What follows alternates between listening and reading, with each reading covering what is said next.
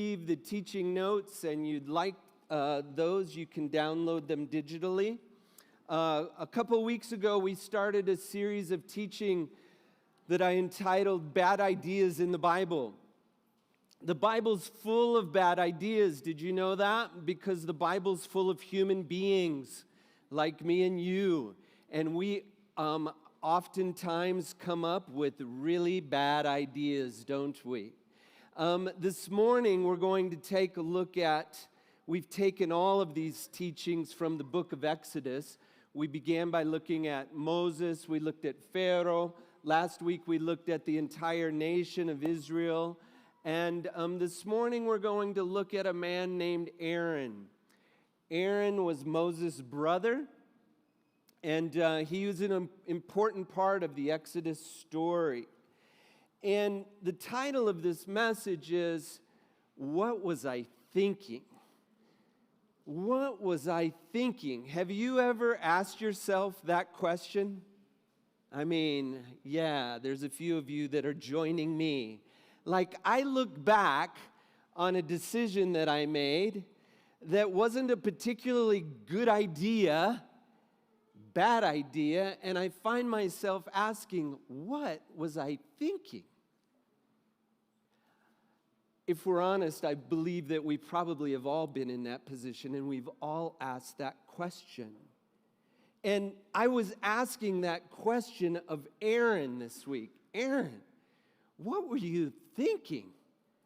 What were you thinking? And we're going to read a little bit of Aaron's story, but before we do, I want to just read for you from Exodus chapter 20 and 24, just to give you a little bit of context. Now, this is literally just weeks before what we're going to read about Aaron in Exodus 32.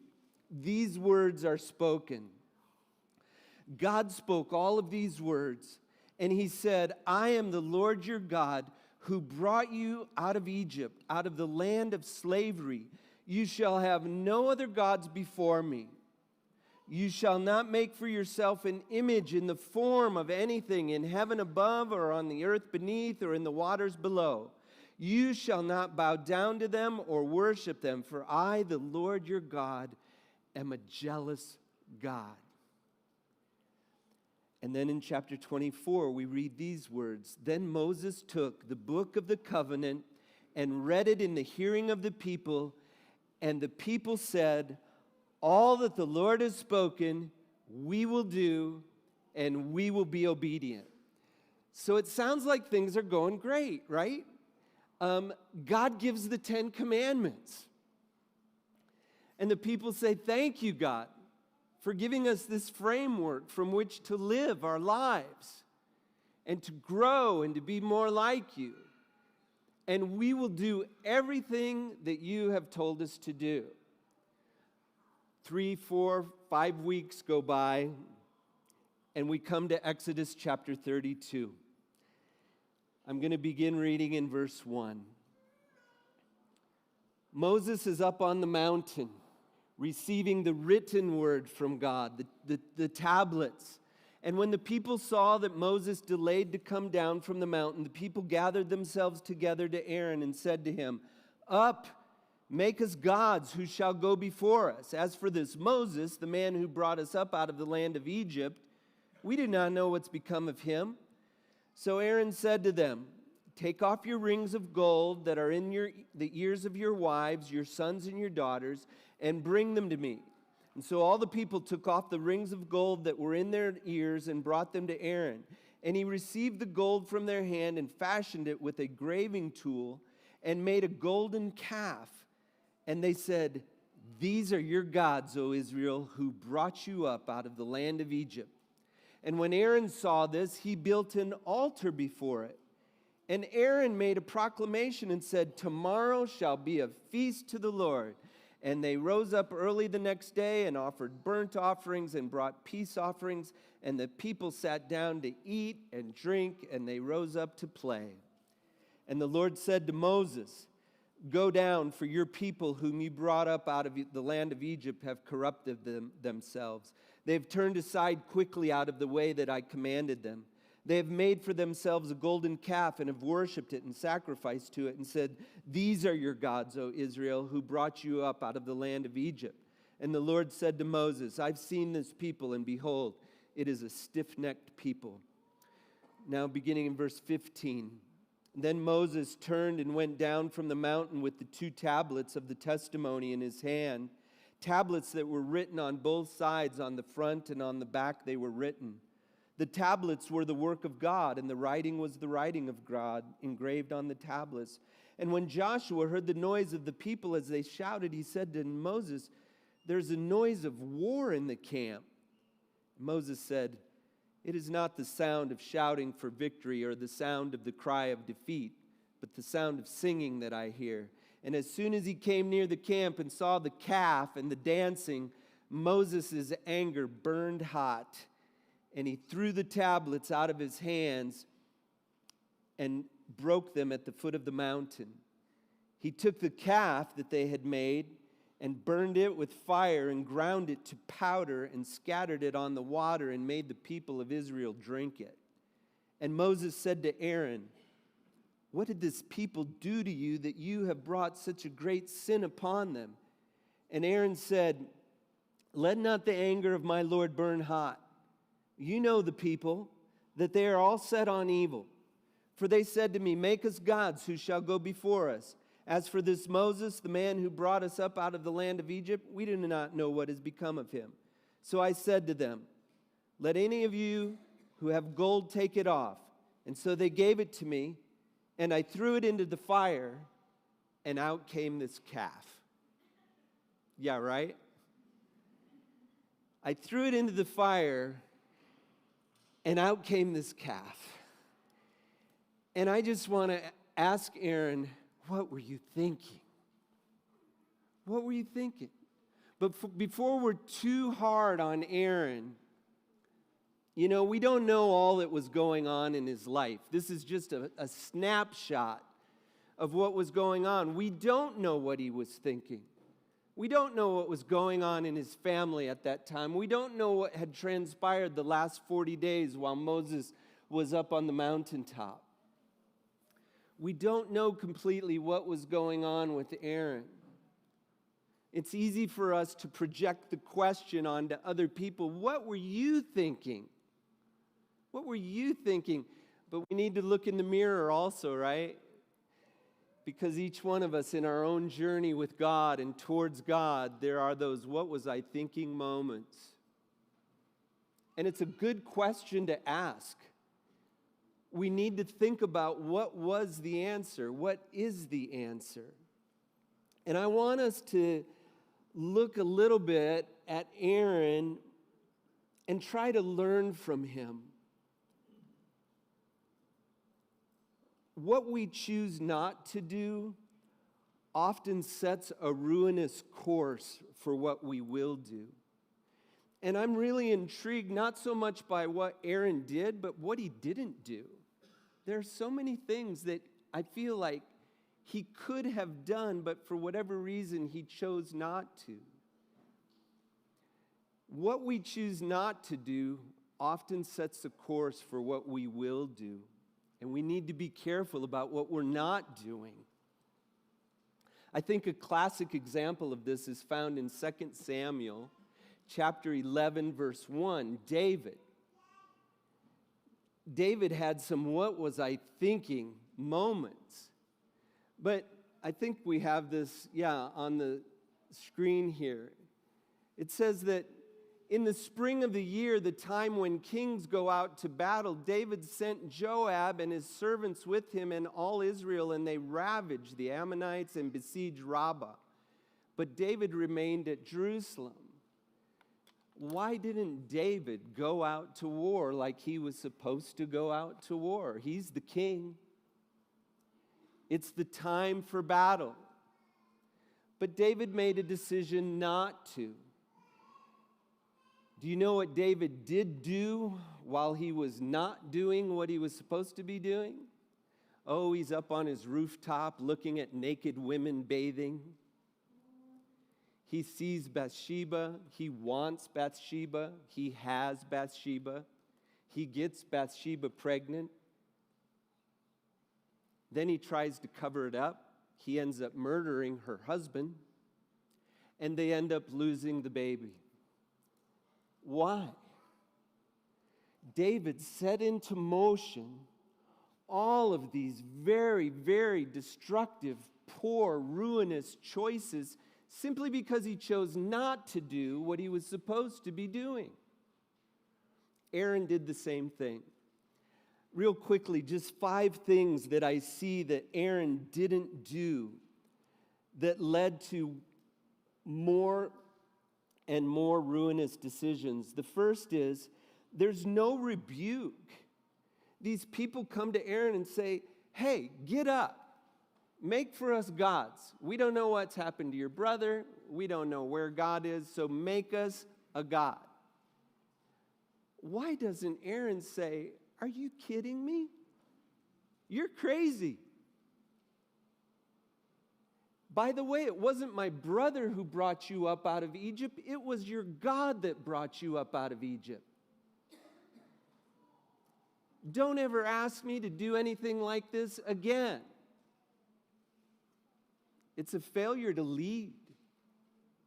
And sometimes we don't want to confront, right? We don't want to rock the boat. We want to be liked. We don't want to make waves. So what do? We don't say anything. We don't say anything. That can be a bad decision that leads to worse decisions. Secondly, there's no resistance. It's a refusal to take a stand. You know, he doesn't stand up for his brother, and he doesn't stand up for God. There's no resistance on his part whatsoever. As followers of Christ, we wake up every morning and we're moving counter to the culture, right? The world, we're not flowing with the world we're not supposed to be. We should be flowing against it. There should be some resistance. With Aaron, there was none. Thirdly, there was no reliance. No reliance on God. There's just a complete and total absence of God, it appears. And it's so interesting, in verse 5, Aaron makes this declaration after having crafted this golden idol, this calf. He makes a declaration and says, tomorrow shall be a feast to the Lord. And you know what's so interesting about this? If you look in your Bible and you look at that word Lord, it's probably written in all capital letters. Capital L, capital O, capital R, capital D. What's up with that? We see that throughout the Old Testament. Well, God's name was revered, and it was so revered, Yahweh. Yahweh is what they referred to God, Adonai, as. And Yahweh literally has no vowels in it. It was unpronounceable, and that was intentional because they felt like to speak the name of their God was to be dishonoring, to be belittling. So Aaron here says, tomorrow we will have a feast and a party and a celebration for Yahweh. He's not replacing God. He's just making him a little bit more manageable. He's made this golden calf and attributed the same God, the same title, the same name to it. It's just something they can see, they can touch, they can carry along with them. Have you ever wanted to make God more manageable? Clue God into like what the perfect timing is and what the perfect plan is. Hey, God, in case you didn't know, this is what I need and this is when I need it. We do it all the time. We don't replace God. We just want to make him more manageable. Someone we can see and touch and who will get in line with our plans and our purposes. And that's exactly what Aaron was doing. Then, once Moses comes back onto the scene, there's no remorse. There's a total lack of conviction. Aaron's response to Moses is what? Hey, don't be so mad at me. Why are you so mad? Don't let your anger burn hot. It's not that big a deal. Aaron employs the age-old excuses that we use. We minimize. He minimizes this. And then what does he do? Blame somebody else. We minimize and we blame someone else. You know what this reminds me of? The garden, right? I mean, Adam and Eve. It goes all the way back to the beginning. Adam gets confronted by God. What did you do? Oh, it wasn't me, it was her. Points at Eve. God says to Eve, what did you do? Oh, it wasn't me, it was a snake over here. There's no remorse. There's no sorrow that's expressed on Aaron's behalf. There's no remorse. He doesn't seem to be sorry for what he's done. He's just kind of super casual about it. Don't be so upset, brother. Chill out, man. Come on. You know these people. You know what they're like. You know what they're capable of. Man, I've lived the last 40 days with them. No remorse for his sin. And finally, there's no responsibility. The people gave me their gold. I threw it into the fire, and out came this calf. I mean, this sounds like something a 6-year-old would say, right? When they get caught. First, they'll say, Mom, it wasn't me. It was my brother, my sister. And then they say, you know, I just threw it into the fire, and it came out. I didn't do anything. Where's the responsibility to own it on Aaron's behalf? There's zero. He becomes so casual about sin. This is such a grievous mistake. And yet Aaron doesn't want to own it. Eventually, at least David got to a place when he was exposed and he was confronted. He confessed everything, and he was a broken man. But we don't see that with Aaron. When I get to heaven one day, I'm so anxious to meet up with Aaron. I was like, Aaron, I want to know the backstory, man. What was going on? What was happening? Was this some sort of power grab from your brother?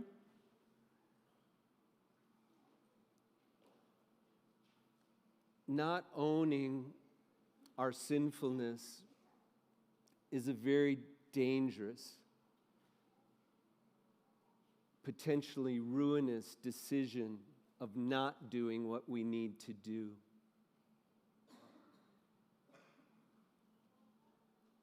How do we move forward from our what was I thinking ideas? How do we move forward from our what was I thinking failures? And I think we can. I'm so grateful that our relationship with God is not based on performance. Thank God for grace, right? What is grace? Grace is receiving what you don't deserve. And that's everything that Jesus gives to us. It is undeserved. Forgiveness, purpose, salvation, hope, mercy, the promise of heaven, all of that is not anything we deserve. We can move forward from our failures. I love Romans chapter 5, verse 8. It's not on the screen, but it comes to my mind. It says that while we were still sinners, Christ died for us. It's not like Jesus says, hey, get your act together, and then let's talk. When you get it figured out, and I can see that you're serious and we're starting to show some patterns, that are appropriate, and you're taking ownership for your sin, then we can talk. No, while you're still sinners, Christ died for you. While I was still a sinner, Christ died for me. So we can move forward. I want us to think about combating the what was I thinking moments. And honestly, as I was preparing this message, I originally was going to say avoiding. How do we avoid what was I thinking moments? But I decided to go with the word combating. You know why? Because for me, it's a battle. It's a battle. I'm pretty constantly and consistently in conflict with God. The things that He's asking me to do, loving my neighbors, praying for my enemies, forgiving people repeatedly who hurt me, I don't do that stuff naturally. That's not just like my go-to. Forgiveness is not my go-to. Like, man, if there's one thing I'm good at, Pastor Dave's great at, it's forgiveness. No, it's not like my big strength. Patience, the Bible tells me to be patient. I struggle with that like every day in Brazil. Not so much on Mondays because that's my Sabbath and I tend to stay at home and I don't meet anybody and I don't drive. So I'm pretty patient on Mondays. But man, then Tuesday comes. So I have to, it's a fight for me.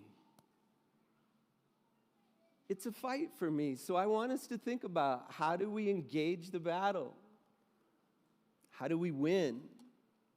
Well, 4 things I want to share. The first is monitor your heart. Monitor your heart. Throughout the scriptures, we read about the heart.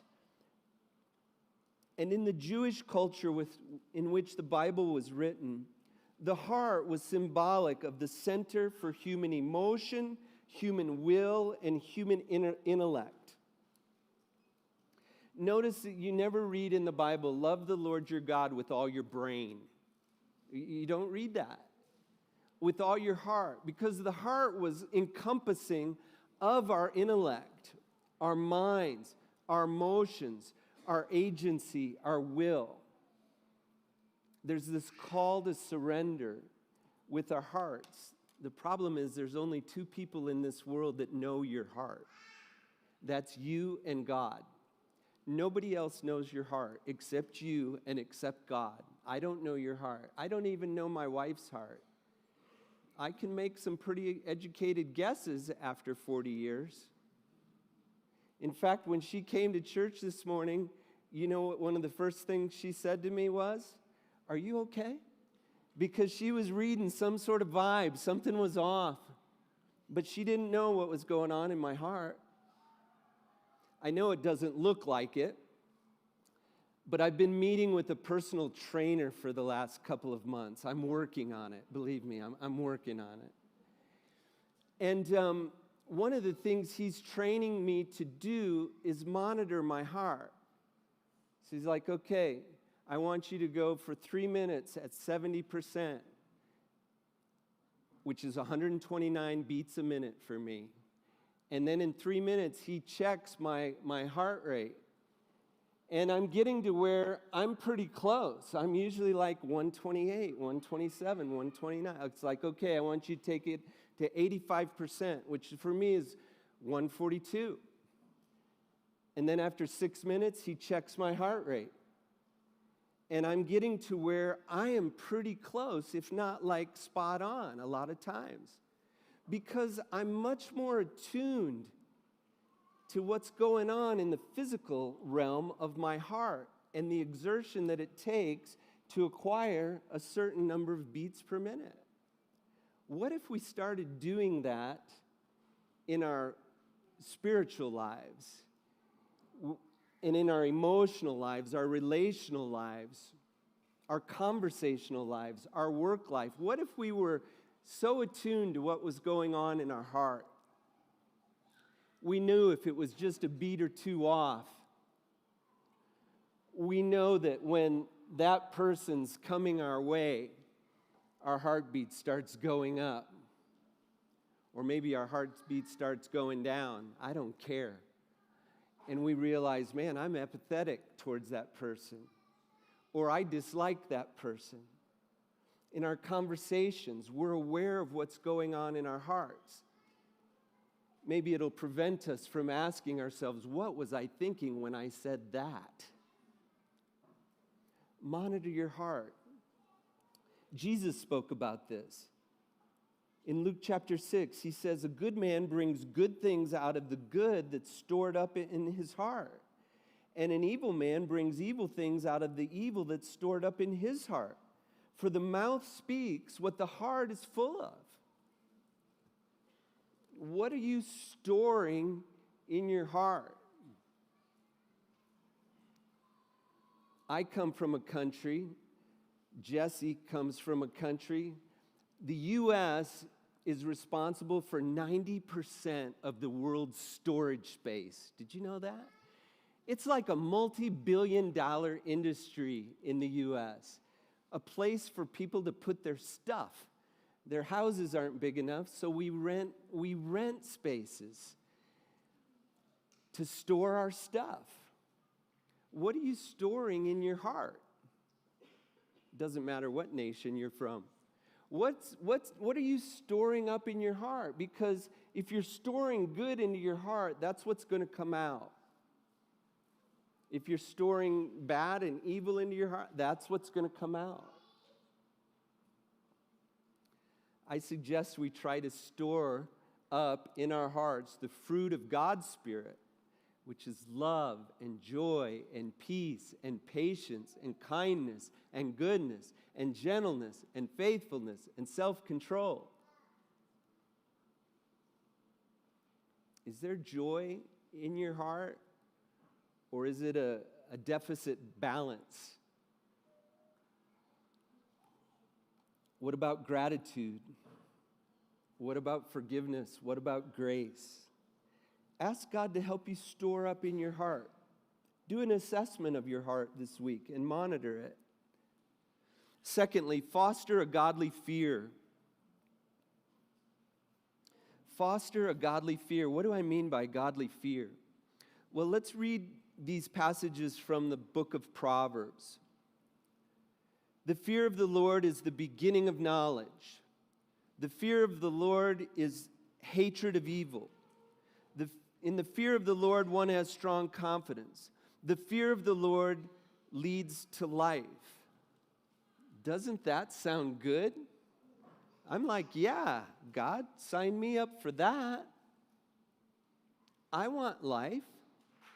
I want wisdom. I want confidence. I want to hate evil.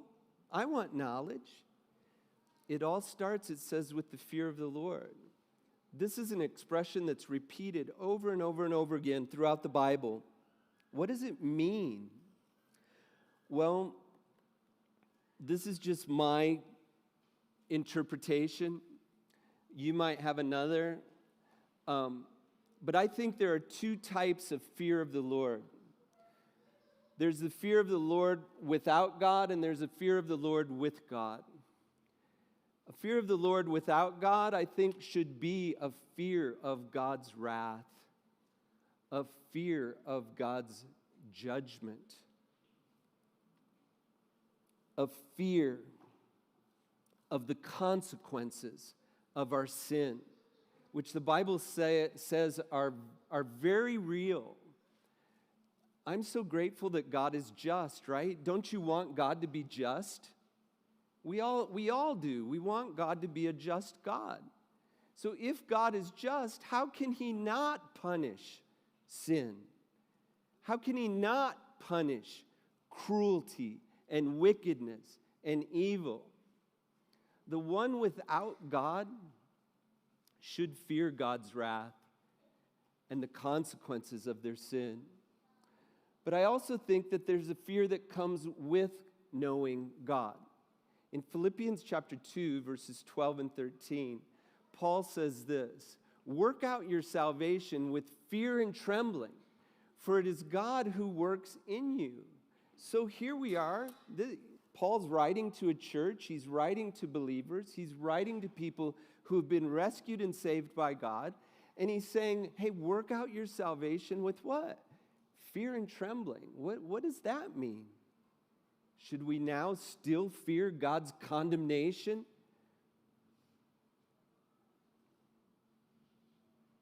I think this type of fear is the fear that speaks to reverence and awe and respect. It's an understanding that God is so big and God is God and I am not. I was in a small group context this morning and one of the guys in my group said something about he's beginning to learn that life's not about him. That's a big shift in thinking. And I think that comes with an awe of who God is and a reverence for who God is and a desire to serve God and love God above all things, including one's self. Foster a godly fear. I wonder where Aaron's fear of God was in this moment. Man, didn't he have any sense of who God was? I mean, he'd had a front row seat with Moses. He'd gone to Pharaoh. He saw the plagues. He saw the Red Sea part. He saw Pharaoh's army consumed.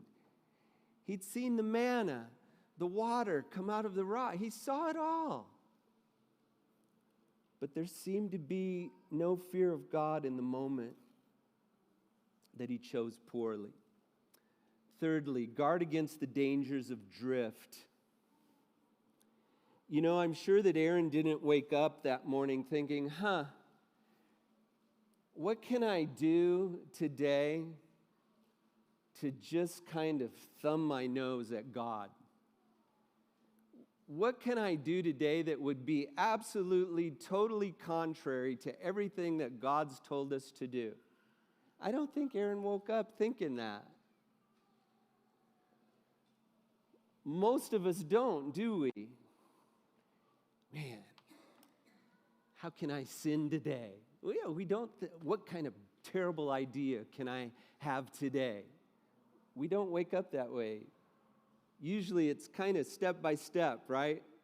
We get a little bit farther away from God and a little bit farther, and we make a small decision that leads to a little bit bigger decision, but honestly, I'm not hurting anybody. And then we take another step and another, and before we know it, we've drifted from God. It's really dangerous. The writer of Hebrews points this out to us. We must pay the most careful attention, therefore, to what we have heard, so that we do not drift away. How shall we escape if we ignore so great a salvation? Don't become casual about your sin. Don't become casual about thoughts that aren't pure. Don't rehearse and entertain. Don't allow a distance to grow between you and God. In the book of Revelation, Jesus warns the church and says, you are patient, you have suffered for my sake, and you have not given up. But this is what I have against you. You do not love me now as you did at first. It's our nature to kind of grow cold, right? In our relationships over time, we start taking them for granted.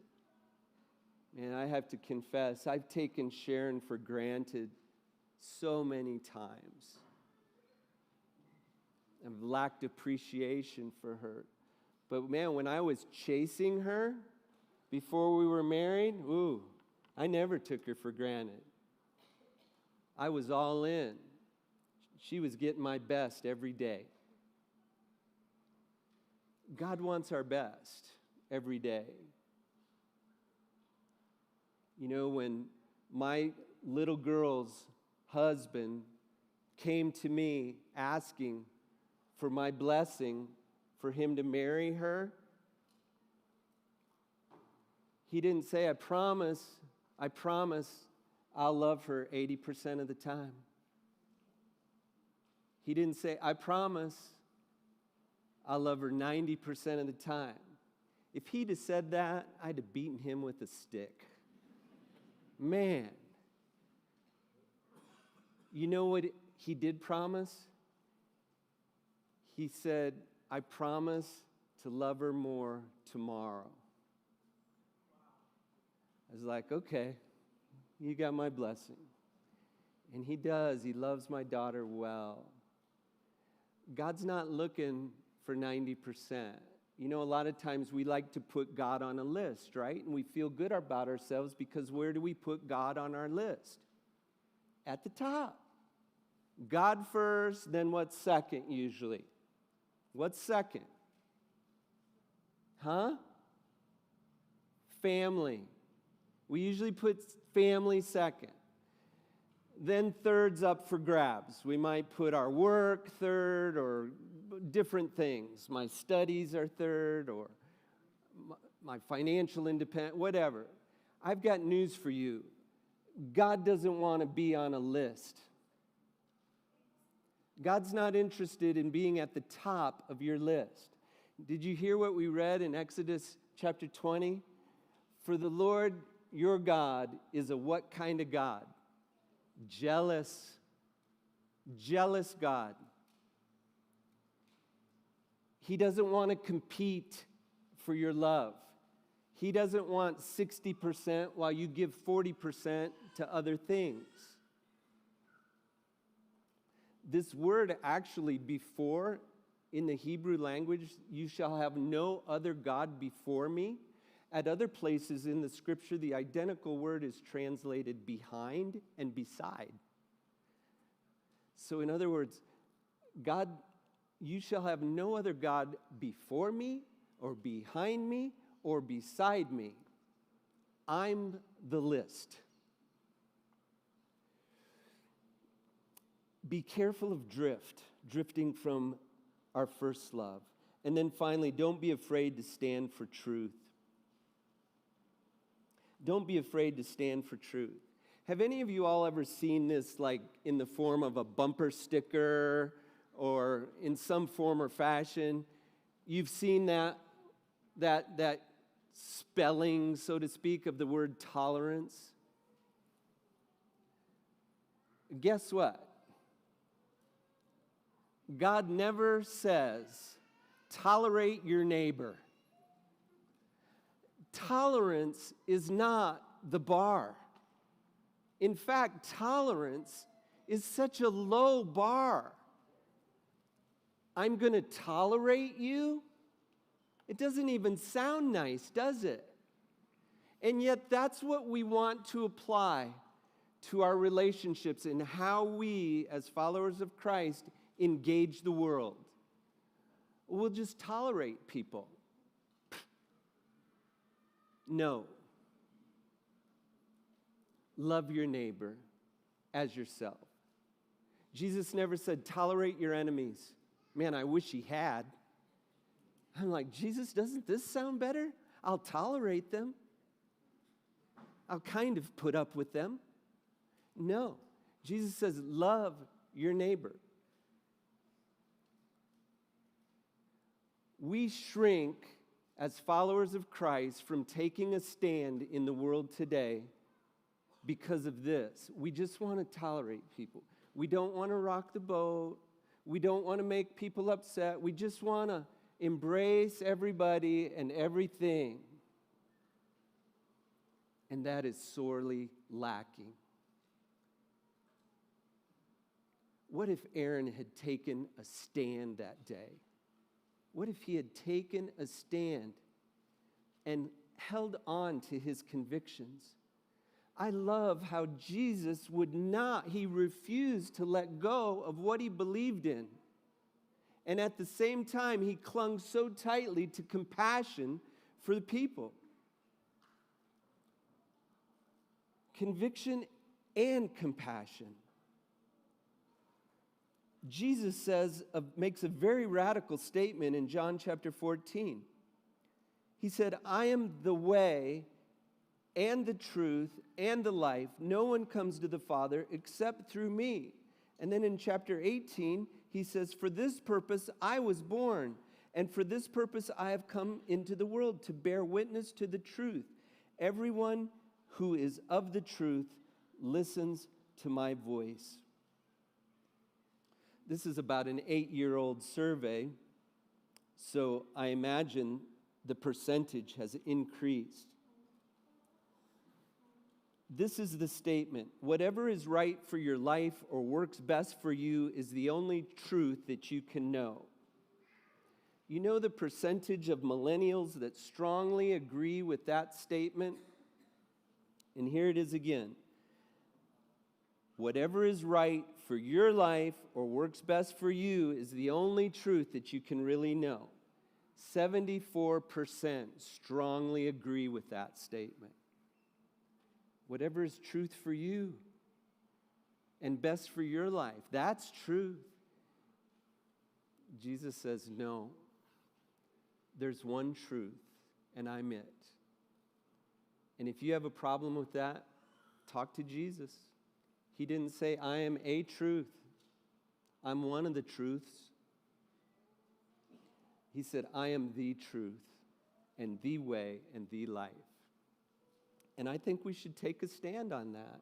And we can do so lovingly and compassionately. And we shouldn't be ashamed. We should not be ashamed. We should not shrink from the absolute truth of who Jesus said he was. And that's God. I think that's a beautiful conviction to hold on to. And it's a transformative and life-changing conviction if we'll stand on that and relate to people from that truth, because Jesus isn't calling us to tolerate people. He's calling us to love people. That's the foundational truth that we should stand on, and that changes everything, really. In a moment, we're going to take of the Lord's Supper together, Holy Communion together. It's a very, very special symbol. And it speaks to the sacrifice that Jesus made on our behalf and what he did for us that we could not do for ourselves.